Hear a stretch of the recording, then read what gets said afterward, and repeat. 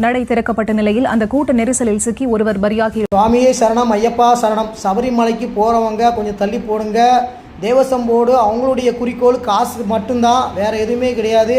ஐயப்ப பக்தர்களை மனிதனாக கூட அவங்க நினைக்கல. ஆடு மாடுகளை மந்தையை அடைக்கிற மாதிரி அடைக்காங்க. அடைச்சி ஒரே நேரத்தில் 1 லட்சம் பேரை 18 படி கடந்து போக சொல்கிறாங்க.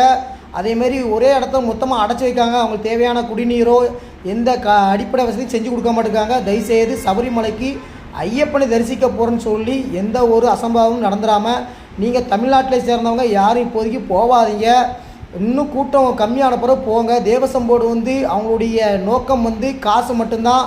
மற்றபடி ஐயப்ப பக்தர்களை கண்ணியமாக நடத்த மாட்டாங்க. கேரளாவை சேர்ந்த தேவசம் போர்டு அப்படி தான் இருக்குது. அதேமாரி காவல்துறையும் அப்படி தான் இருப்பாங்க. ஆடு மாடை மாதிரி அவங்க நம்மளை நடத்துவாங்க.